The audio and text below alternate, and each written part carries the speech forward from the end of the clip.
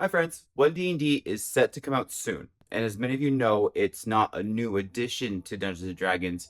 It's basically, in layman's terms, it's new optional rules. From what we've seen from the beta tests, it's actually good. A lot of the new rule sets they put in place are actually very positive, and from what we've seen from the beta tests, nothing from third parties is completely overruled. I think that's the most exciting thing for me. There's a lot of projects I've backed, like Obajima and Crooked Moon, that I'm very excited to play or even stream. And so far, all these new rules haven't made those redundant. So today we're going to talk about the new weapon changes they've made that adjust properties.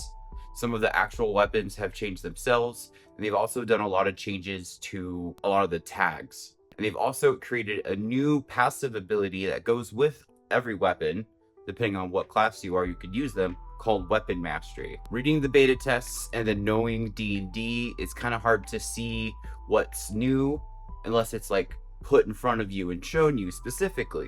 So I did that. I created a Google Sheet with all the different weapon types, what's been changed, and I also put in all the different weapon masteries that they've included, including a list that shows you what type of weapon gets what mastery. There'll be a link to that in the description if you wanted to check it out, totally free. There'll also be chapters below if you wanted to skip around, but first, a word from our sponsor. I'm the sponsor. I also wanted to say that this is all still in beta, so all of these things could change, and when they do, I'll adjust the sheet accordingly. But this is a very good look of what is going to be the future of Dungeons & Dragons. Hi everybody, I'm Billy King. You might know me as Professor Booty on YouTube, or you might know me as the Lore Bard of TikTok on Tumblr. But there's one thing everyone can agree on, and it's that I know what a butt is. My new shorts are so comfortable, they're basically workplace safe boxer briefs. They have a double layer with a hidden pocket so you can put your headphones in. That double layer is crazy supportive and incredibly comfortable. They're absolutely great to work out in, they're great to just hang out in, and they're wonderful for mowing the lawn and getting stuck in rose bushes, because of course I did. You can get them at rollforbooty.com, link in the description, free shipping across everywhere on the planet except for North Korea. You can get 10% off every item in the cart with the code BOOTY. Okay, bye, love you. So One D&D changed a couple of weapons properties themselves. They went in a lot about what it means to use two different light weapons. Nothing incredibly new, but they did completely change heavy. Normally weapons have a heavy tag, meaning that they have to have two hands on them.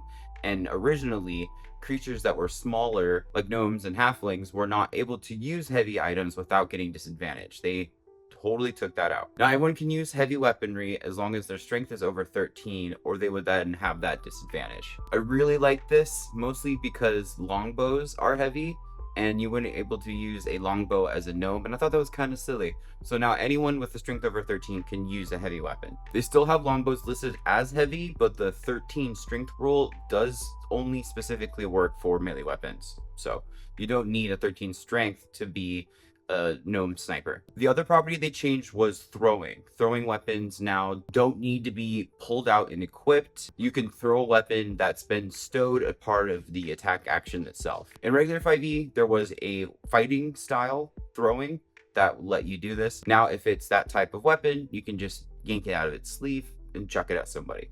One D&D also adjusted a lot of the actual weapons. Tridents finally got some more attention than they deserve. I mean, they had the same damage type as a spear when it literally has like 3 spears on it. Originally, tridents were a d6 and then versatile to a d8 with 2 hands. They're now a d8 with 1 hand and a d10 in versatile. They've been bumped up to a d8 with 1 hand, and then their versatility brings it to a d10. War picks also got some love. Originally, they were just a d8. Now they're a d8 with 1 hand and also a d10.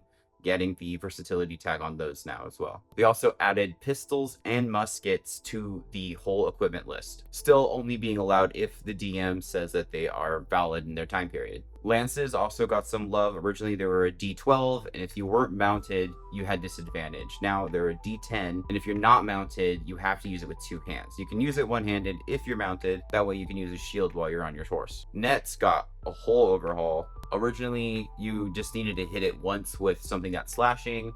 Now there's a whole list of things. It's immune to bludgeoning and psychic, as well as poison. It's also a save versus save against the thrower's dex save, and their dex save to get out of it. There's a lot more rules to the net, and I don't really have any opinions about it. I only have one player that used nets, and yeah, you can break a net, trust me. A net could be a DM's nightmare, trust me. One D&D adds something huge to weapons though, and that's something called Weapon Mastery. Weapon Mastery is kind of a passive ability that you can engage with depending on what type of weapon you're using.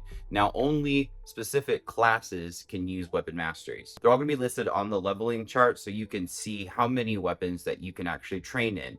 And then you can, during a long rest, through routine and practice, you can swap which weapon is your mastered weapon for the day. Now, there's 8 different types of passives, and they only work with specific weapons. Cleave can only be done with greatswords and halberds. If you make an attack roll on a target and there's another target 5 feet, you can then swing again and try to hit both of them. But that second attack, you can't add your damage modifier to it. It's just the dice, and you can only do it once a turn. Then we have Graze that only comes with greatswords and glaives, and if you miss a target, you're able to still do damage to it equal to the modifier that you're using for that weapon. They're very specific that this damage cannot increase in any way, meaning if you had Hex or Hunter's Mark or anything like that, they just take the additional damage. And then we have Nick, and this comes with daggers, light hammers, scimitars, and sickles. When you have one of those weapons in your offhand and you're dual wielding, when you attack, instead of having to use your bonus action to do that second attack, you're able to just attack both at the same time, saving your bonus action for something else. Now, you're only able to do this once a turn, but if you have second attack and you're dual wielding, you could use that second attack to follow up with another bonus action attack. So basically, a dual wielder with second attack could get 4 attacks off at level 5. And with push, that comes with heavy crossbows, pikes, warhammers, and great clubs. Every time you hit somebody with one of those weapons and you have a mastery in it, you can push them 10 feet in the direction that you hit them. I feel like out of all of the weapon masteries, this one is the most broken. I mean, fighters get a lot of attacks, and if you're able to just keep hammering someone, you can push someone 40 feet. But fighters also can't cast fireball, so, maybe they deserve this. With mace spears, flails, long swords, morning stars, and war picks, you can do something called sap. When you have mastery in those weapons and you're able to hit a target one time a turn, you're able to make them have disadvantage on their next attack roll. I'm guessing your technique was able to drain them of their stamina or something like that. But if someone hits me with the Morning Star, I'm probably going to have a hard time hitting somebody. And next we have slow, and that's clubs, light crossbows, javelins, whips, longbows, and muskets. When you hit somebody with these, you're able to target their feet and then slow them down, and they'll have a 10 feet penalty to their speed until the start of your next turn. Next, we have topple, and if you hit someone with this weapon, you're able to force them to make a dexterity saving throw using the mod that you're using to attack with, and then if they fail it, they're prone. This is quarterstaffs, battle axes, mauls, tridents. This is fantastic. If you're able to keep getting attacks in and keep proning people, and then you'll be able to have advantage on your attacks. This probably is my favorite so far. It's one of my favorite weapon actions in Baldurs Gate 3, so I was really happy to see it come in. And then we have Vex. Using this kind of weapon, you're able to lower their defenses, frustrate them, put them off their game. Hitting them like this, you're able to get advantage on your next hit until the end of your next turn. And these are darts, hand axes, short bows, rapiers, blowguns, pistols, and hand crossbows. So that's all the weapon changes that we know right now. Of course, these are all subject to change, but I'm really excited.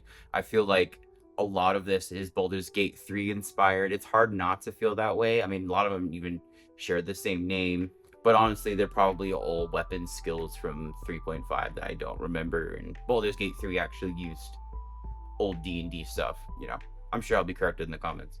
My immediate thought was that this is just way overpowered. I mean, only like 2 or 3 of them are only once a turn. But, again, a barbarian can't cast fireball, Fighters don't have the ability to cast hold person. Giving them this additional actionable ability in battle keeps it more entertaining, more fun, and helps them keep up with everyone else in the party. I'm really excited about 1D&D. A lot of it looks fantastic. The next video we're going to be doing is I made a whole sheet about all the spell changes and all the new spells that they're having people beta test. We're going to go through that and talk about everything that's changed so far. And there's a lot of crazy shit that's changed. I'm really excited about it. I'd like to thank every one of my sponsors, but especially these guys right here. Anybody in the venture tier or higher category get putting in the end of credits. They also get put into a raffle that pulls every Sunday. We're giving away shorts right now, the same ones that we saw in the first intro. I love them to death. I'm always in them. I hope they do too. If you wanted to support the channel, you can hit the join button below. And if not, it doesn't matter because bye. I love you.